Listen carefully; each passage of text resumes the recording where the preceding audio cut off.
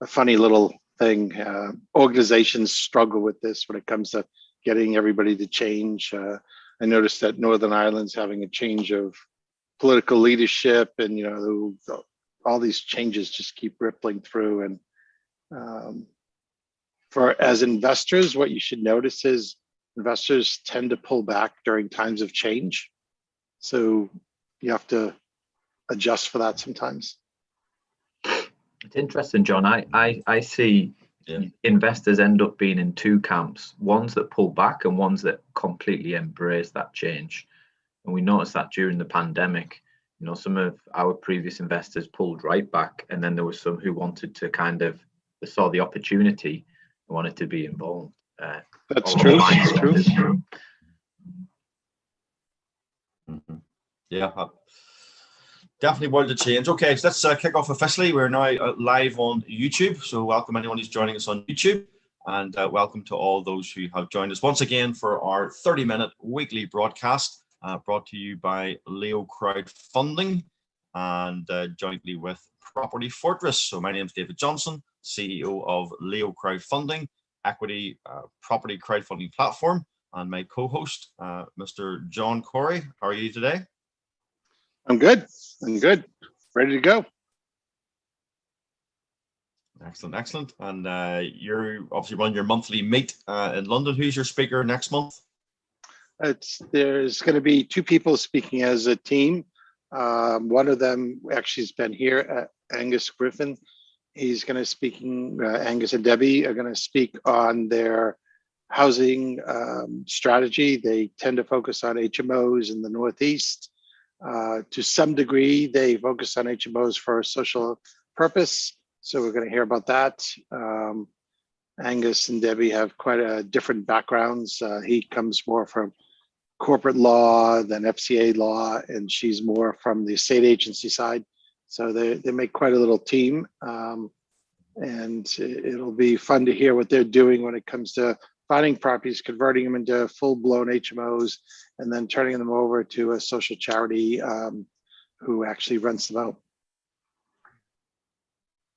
Okay, no, sounds very interesting. So no doubt it'll be another informative night and meeting in the virtual bar afterwards to network, which is always very beneficial. So I'll look forward to that. It's always in the diary every month. Okay, so we're going to run through a couple of the normal topics first before we bring on our special guest today, and Alex Impey. But so first of all, market update or market overview. John selected this one just for a couple of comments. March of this year, 180,690 transactions, which is actually double the transactions 12 months ago. I thought that was quite interesting in terms of how the market has bounced back, given all the different factors that are involved. It was interesting going through the COVID period online and watching people saying, "Oh, the market's going to crash, the market's going to go up. So I'm staying out, I'm getting in." So the data is all over the map, but sales are clearly up, and also sale prices are up. So what that means and how that impacts, say, Central London flats versus home county garden properties is to be picked apart. Yeah, the quote from Andy Somerville: "Stamp duty holiday has once again turbocharged the property market, but not necessarily for the better." So this is the ongoing discussion.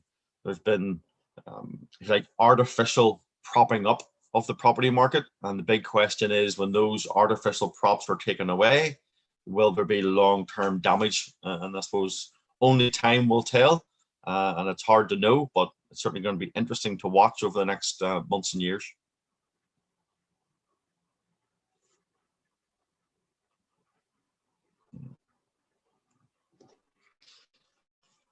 So the next section I have here, John, is from Property Mark, and it's just a quote from Mark Hayward. And again, really just referring to how lifestyles are going to change going forward, when how people decide to purchase property, where they want to live, and really what is their new living environment. And I think this is probably, I think anyway, I don't know what you think, and can get your thoughts, this is probably the most significant change that COVID has brought to the property market, that literally lifestyles will change going forward? Well, we have seen this quite a bit with people that live in city centers, maybe now want more space. They need that home office workspace for the husband. They need the home office workspace for the wife, and then also for the student space. Now, I think we're anticipating, quote, back to work. Well, for back to school is maybe more important. And how people exist in their house. Do they want some outdoor space that they can get out of the house, get out of their rooms, so to speak? There's definitely been a shift. Now, whether there'll be a shift back to city centers when we see restaurants and theaters and everything else opening up. So lifestyle is an open question, but people, I think, are creatures of habit. They may revert fairly quickly to the old habits. There's a reason they existed. Mm-hmm. Yeah. Yeah, I think no, absolutely. It's going to be fascinating as well, David. Yeah, of course, Alex. Yeah. Yeah, it's a really interesting point. I kind of lean on what John says. I think we are creatures of habit, and city centres are still where life will circulate around. I don't think that's going to stop automatically because of the pandemic. I think the global trend was that around 70% of population would be living in city centres and urban centres by about 2050, 70%. I still think that probably, maybe it won't be as high, but I think there'll still be a trend towards city centres. Will there be an option, and will there be a demand for more space, more external space within within the city centres? For sure. But I would be hastened to say everyone's going to jump in the car, drive off to the countryside, and want to live in a big 3-bedroom, 4-bedroom house. I think that's probably not realistic. Yeah. But yes, it's about adapting and creating experiences. That's what people want, and that demand for more space and flexibility. Yeah, okay, but very good. It's a very good take on that. I know it's something you're going to comment on as we get into what you do, Alex. So thanks for that. So yeah, they were just the things that we highlighted that were sort of uppermost in the market update. Okay, so a couple of very quick slides before we move to Alex for the rest of the broadcast. Regular attendees know that we're all about education. It's learning, it's earning, it's owning. And as we've been mentioning, we have a very special masterclass event coming up. It's on Tuesday, the 18th of May. It'll start at 7 p.m. for about 1 hour, 30 minutes approximately. And this is an event specifically geared to investors.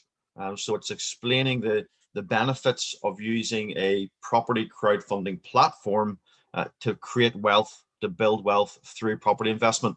So there'll be a number of speakers. John's going to be on. Obviously, he's got a wealth of knowledge and is a passive investor in multiple platforms, multiple deals. And we're really going to look at the benefits so people can really understand why they should look at property crowdfunding as a way of building wealth. So I know, John, you're looking forward to this event, and there aren't that many events put on like this in the market. I'm certainly looking forward to trying to sort of educate in the right word potential investors. It's rare for events to be focused on the passive investor. It's mostly for people who want to be running projects and growing their wealth or creating their wealth.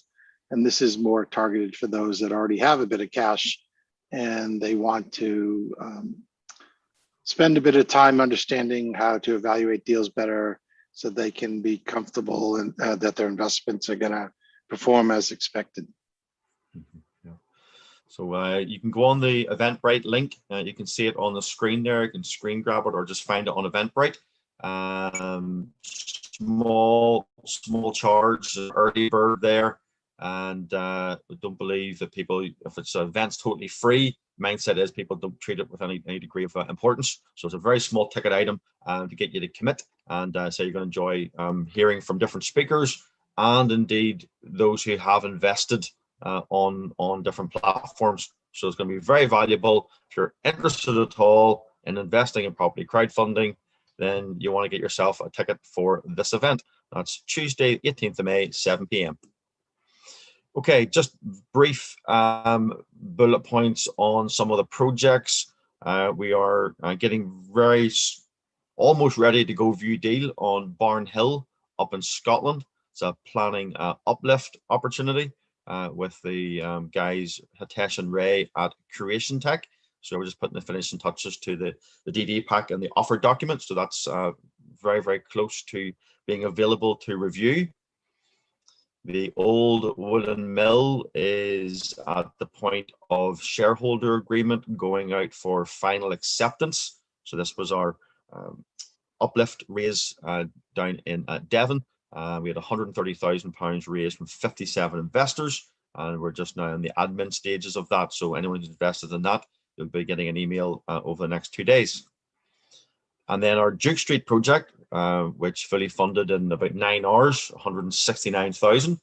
We've actually drawn down the first tranche of funds, and Duke Street completed actually yesterday. So the drawdown of funds was on the day of completion. And it's good to see, John, those sort of 3 projects, the one that's coming and the 2 that we raised for. It's good to see them now sort of funds, in this case, with the fundraiser, they've managed to complete and are now getting on with delivering the project.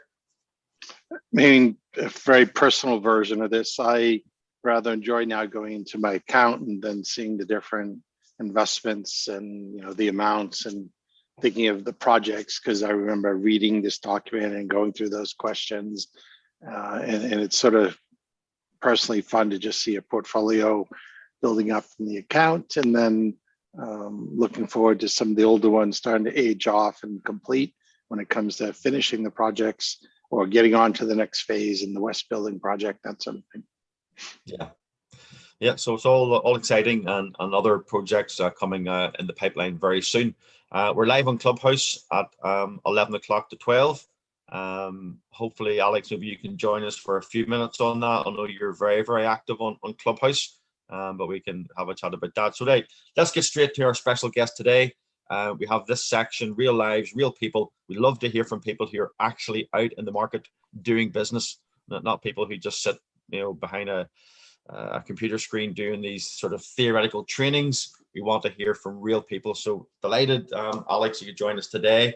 Do you want to start off initially, Alex, with just a bit about your background, and then we'll run through sort of this. I know your sort of speciality is affordable housing and kind of making that relevant to the modern day. And I'm really looking forward to getting into this with you and sort of seeing your attitude to what is a very important housing sector. So you're welcome. Over to you. Introduce yourself.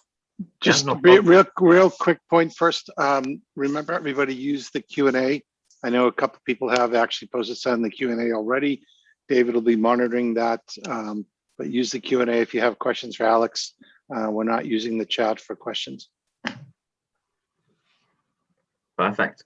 Okay, thank you very much, gents. So great to be here again, and thank you very much for the invite. Obviously, I wasn't too rude. I didn't say anything too bad on the first occasion to be invited back, so it's always nice to know. So my name's Alex Impey, and I'm the founder of User Properties. We're actually just going through a rebrand at the moment, but hopefully the third time when I'll be invited back, I'll be able to give you some more details of that. As you can see, this is me now in the flesh. This is me just about a year or so ago, and this was me 30 years ago, but you can see the big ears still remain, and it's been quite a journey. And the reason why I put this on is, today we're going to talk a little bit about affordable housing. And, I've been through that journey myself, and I started, my mum was a single parent. I lived in what can be deemed as council housing. Most people know what council housing is. Then I went through that. It wasn't a hard life, it wasn't an easy life, but I saw the benefits. At the time, I didn't see the benefits because I didn't have a clue. But, with a little bit of wisdom on my side, I now saw the benefits of having a stable platform as a young child and how that can really create opportunities. I went on to study mechanical engineering at university at Newcastle, and then took on a career as an engineer for 12 years.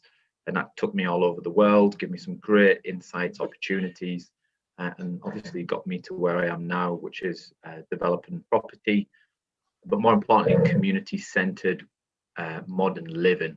And what I mean by that is just creating spaces, end-to-end spaces for people to thrive on. It's this experiential element, and it's all focused around community, mixed use and mixed tenure. And I'll talk about the mixed tenure in a little bit more. So I think just to kind of touch on the last bit of that slide before I move on, David's keeping me on my feet here with these slides because I'm not sure which order they're coming in. They're different to the ones I had. So just to touch on that last point, was I also, about 3-4 years ago, I then used the Help to Buy scheme. And that's obviously a government granted shared equity scheme. And I really saw the bad parts of social housing in that kind of, not social housing, but affordable housing under that guise. Because when I was living and when we purchased that house over in London, or a flat, should I say, you know, it was a typical complex where you had a private development, and then there was the Section 106 social and affordable element, but there were polar opposites in the way they were presented and the way they were ran, which created a lot of animosity and a lot of stigmatization. And I remember, you know, we'd walk, I'd be walk with my partner at the time, just going out to the bus stop, and there would be a lot of abuse between both parties. There was a lot of stigmatization from both parties, a lot of labeling, you know, and I kind of saw that, and I was like, well, I saw the really good elements of what social housing could do and the opportunities it can throw up, but then I also saw what the negative parts are if it's not managed and shown and developed properly. And it was that two polar opposites which kind of led me on this journey. And quite rightly, as David mentioned on here, one of our main objectives is to make quality living both affordable and enjoyable for everyone. And it was that, I know, how do we remove that polarization? How can we make sure that affordable housing isn't something that is, you know, a first, second class citizen? You know, how do we break down these boundaries? And more importantly, the stigmatization that currently exists. I'm going to ask you all a question now, and there's no need to answer. And this goes to David and John. If I had said the word or the term social housing, what's the first thing, truthfully, that comes to your head? So, funny enough, being an American, even though I've lived in the UK for a number of years, social housing to me just seems to be something that's connected to government funding. It's a legacy of World War II. It's this thing in the 70s. It's past. You know, it's the thing you write about in old period pieces. It doesn't necessarily have a context in the present. Yeah, that 100%. But I'm, you know, from myself, and I'm not sure if this resonates with David, but if someone says social housing to me, I automatically think of council estates, where I kind of grew up, hung around. A lot of drug problems, a lot of violence, you know, issues. And that's the first thing that resonates with probably most people in the UK, at least.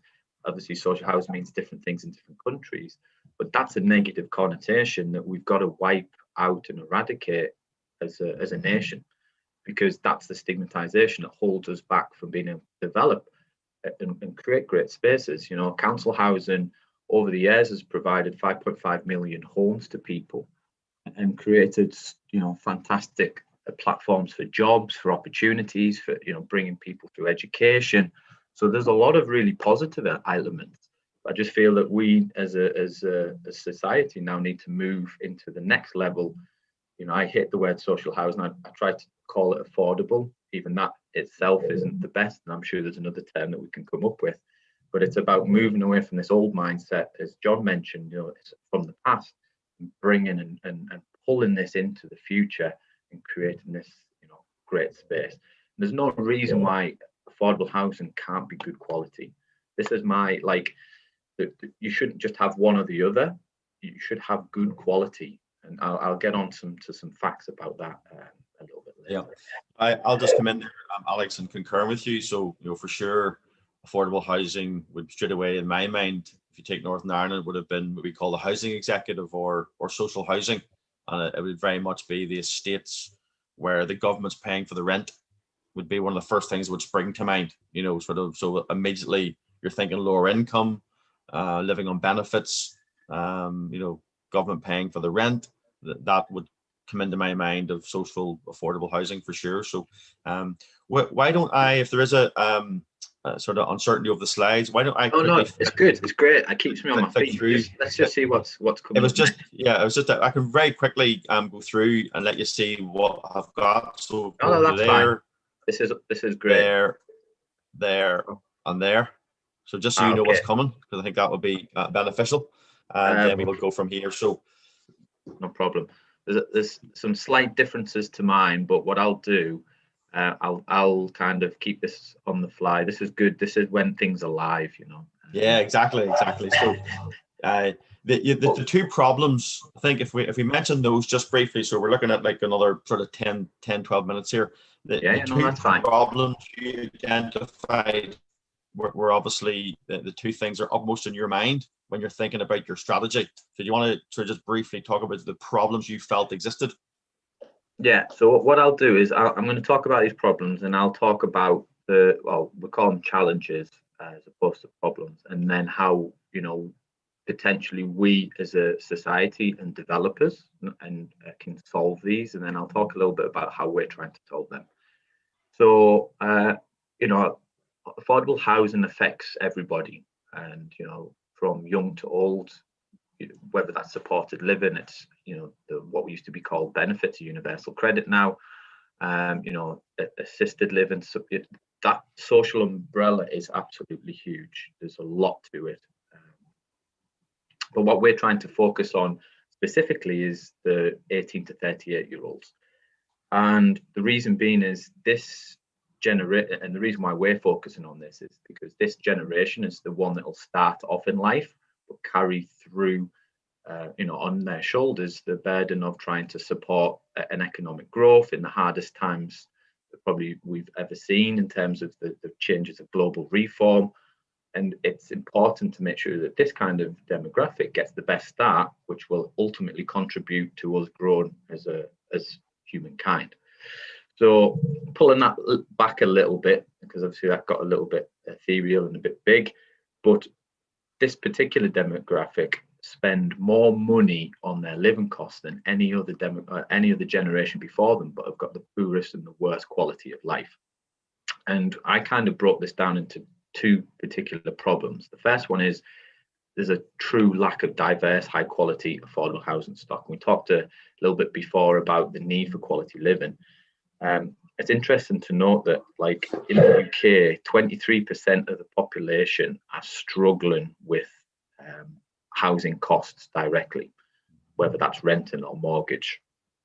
And you know, this is, you know, over the last 2, 3, 4, 5 years, we know that there's a housing crisis. There's 360,000 homes that need to be built that we've got in backlog. What's really sad to say is that out of that 300,000 homes, 90,000 homes which should be affordable are not being created every year. So, you know, that's a lack of opportunity that's going to the people who need it the most. And we felt that if we can help provide and increase that supply to the affordable stock, that's one way of helping sort it. But as I mentioned before, it's not just about throwing stock at the market, because if you just throw stock at the market and it's poor quality, that's actually going to affect people's lives more. And there was a study done by Shelter and the government in a white paper back in 2017 that said that people living in social housing now are 1.5 times more likely to suffer mental health problems because of the level of quality. And we're talking more about existing stock here as opposed to new stock, but you don't want to exacerbate that problem at all. It's also interesting to note that, you know, 24% of families have been kind of directly impacted by this stereotype. So 90% of families in social housing feel like the media stereotypes them in some way, and 24% of that have definitely had some kind of first-hand input, whatever that is abuse or calling or labelization directly, which has affected their lives. So, you know, creating this quality, but more importantly, removing the stigmatization, which is the problem too. That's what we need to change as a society. So, what I don't really want to talk about the portfolio, but we're trying to do this within our model. I think on the next slide, David, you've actually got our product model, and then we can explain a little bit more. Yeah, absolutely. I think it's good just to highlight here, just to show that obviously you have done a number of very big projects. You're used to managing significant size projects and multiple projects at once. So you do have a very strong track record in delivery of projects. Well, that was an important dimension. Yeah, I mean, like, just while we're on there, I was going to do this order at the back end, but we'll bring it up now. That's fine. Is what we tried to do in our model, which David's brought up here, is look at that affordable element, and we've got 7 pillars to our product money model. Product money. That was a Freudian slip, wasn't it? But as I mentioned before, community was right at the heart of this. But if you just see what's in the columns to the right and left, it's mixed use and mixed tenure. And so we try to bring the best of commercial and residential together to create this community-centered modern living. And it's the mixed tenure piece which I want to concentrate on a little bit more today, because that mixed tenure, what we tried to do is create this aspiration, so it allows people to select what they want. I hate the term the housing ladder, because with a ladder you always have to start at the bottom, and that bottom implies that that you're a second class, third class rated citizen, and that shouldn't be the case. What I like to do is imagine this ladder, turn at 90 degrees, and you've got the rungs, but you've got those rungs are all at an even level. Yeah, so if you want an affordable rent, which is a social product, you can select that. If you want a shared equity or rent to buy scheme, you can select that. If you want a co-living scheme, you can select that. If you want a private rent, you can select that. If you want home ownership, you can select that. And I was reading not so long ago a study by Knight Frank, and it was a study of 18 to 34-year-olds, and 47% of those stated, 40%, 47% of that group stated they were happy living long-term in a rented accommodation. 45% said they aspired to home ownership. So there's a change in what, everyone kind of assumes, even the government pushes that home ownership is the be all and end all, but it's not what everybody wants. And that change in demographic, own nothing, own nothing, control everything. They want that on-demand lifestyle. Their perceptions of what is right or wrong is completely different to previous demographics, and so we need to be able to react to that time. So that's why that mixed tenure is really important to us. And we do not back away from our affordable housing contributions. You find a lot of developers, Section 106, England and Wales, Northern Ireland as well, and then you've got Section 75 up in Scotland. We embrace that, so we take on that affordable element. We don't try and commute the sums. We bring them on site.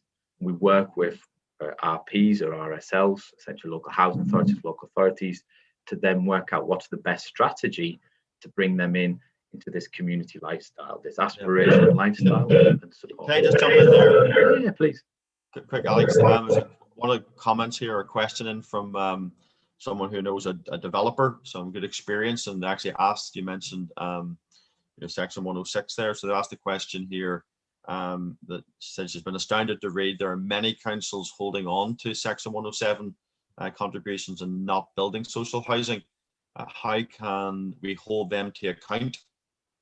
Yeah, well, there shouldn't be, because the Section 106 are a legal contract, and so if they're not utilising those funds, there's normally performance clauses attached to that. Although if a solicitor or a developer hasn't done their job, that may be quite loose on the council's behalf. But normally they've got triggers and requirements to utilise those funds. But again, it depends on how that council is seen to mandate those funds. What we try to do is, rather than give commuted sums, we keep that housing on site. That way we know it's being delivered, but also we're delivering it in a way that's beneficial to the community. And one of our projects now, we actually agreed beyond the normal 20 to 25 was the normal requirement. We went up to 26%. Okay, I know it's only 1% more, but it was actually an extra house that was equated to. And more developers will be trying to develop, bring that down, but we want to bring more in because we felt that Yeah, no, that's certainly very, very commendable and shows your mindset in this. Let's just bounce these other quick questions, and then we can move to the wrap up. So someone else has put on here, how can I get into local outer London community housing schemes to avoid stigma and years of frustrating just to get my affordable housing? And they mentioned Islington here and Holloway Prison. I don't know if that means anything to you. No community schemes around there.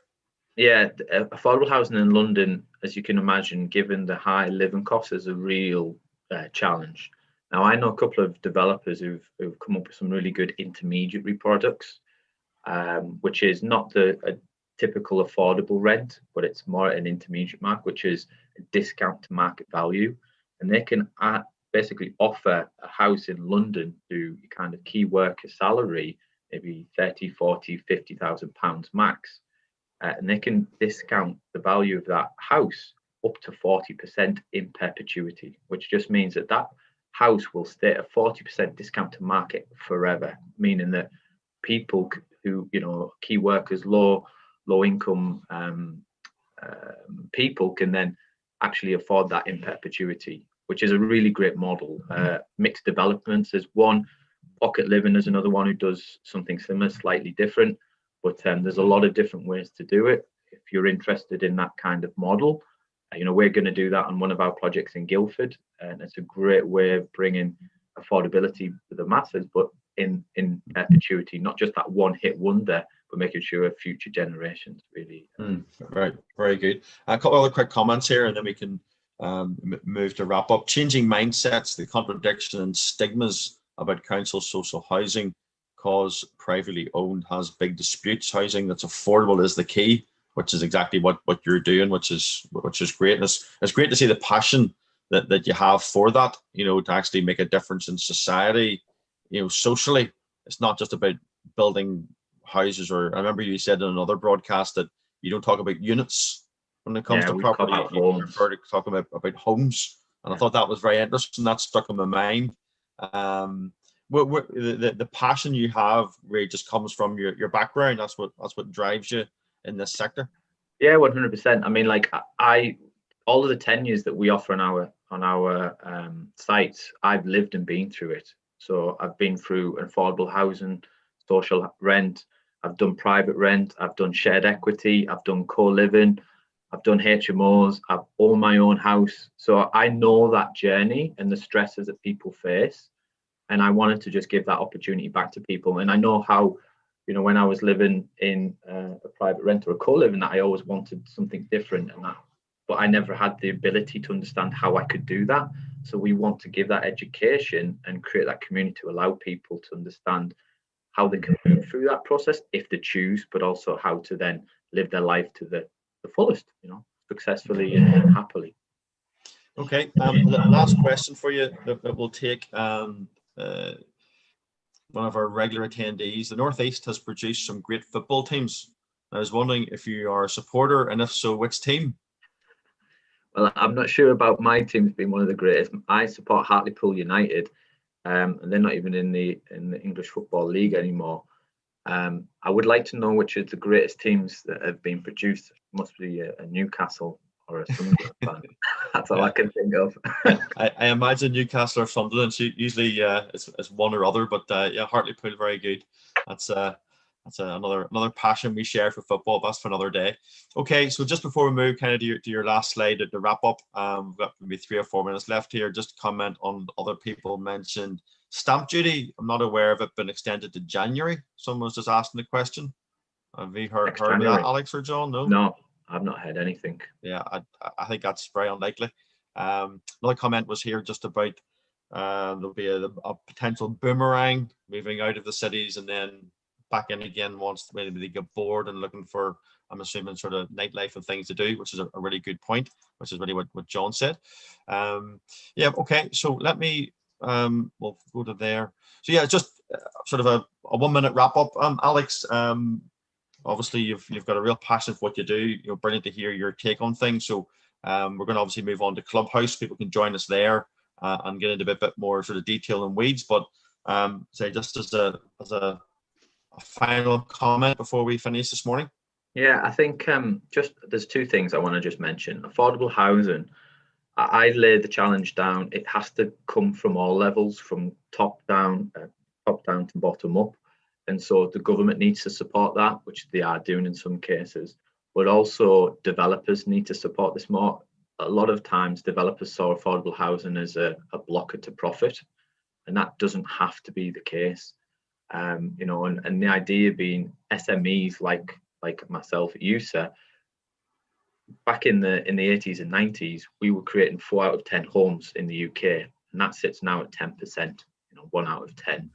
And the idea is we need to get more SME builders back into the affordable market, and looking at this wide range of tenure to then really help solve this problem. So I lay that call down to all developers. You know, look at this as an option. Don't see this as a having a tick in the box. If you take that approach, it will never work. If you bring it holistically in, it will. And I just hopefully that kind of resonates with people. If you'd like to know a little bit more about the developments that we're doing, how we're bringing affordable in, but more importantly, how we create this community-centered modern living, which is a new category of real estate that we're trying to define. You've got the details on there. David's kindly brought them up. I definitely know what this slide is. So yeah, feel free to contact me, and look forward to having a chat. Yeah, so your email address is there, your mobile's there. Any comments, John, before we wrap up? No, I think we're good. Good. Thanks, Shax, for sharing. It was interesting. Thanks very much. Yeah, real sort of interesting sort of angle, and again, looking forward to Clubhouse now at 11. We usually log in just a few minutes early, set up the room, and it does allow us then to deep dive into some of the things that you've talked about, Alex. And again, let's get you on again in maybe 6-7 weeks time, and we can, you know, peel back some of the layers on this. Maybe look at some of the projects that you're doing, and we'll go from there. So listen, fantastic. Thank you for taking the time to be on today. And I'll send you a copy of the recording that you can use. Also access this recording and all our previous recordings people can get on our YouTube channel. So please go there and you can get whatever you need. So listen, absolutely fantastic. Thank you for once again sharing some time with us. I always say time's the most precious thing we all have. So to give us 35-40 minutes of your time, we definitely appreciate that. So hope that's been of use. Thanks again for Alex. Thanks for John. And we will see everyone again next Thursday at 10 a.m. And for those Clubhouse, we'll see you in about 15 minutes time. Okay, guys, all the best. Stay safe.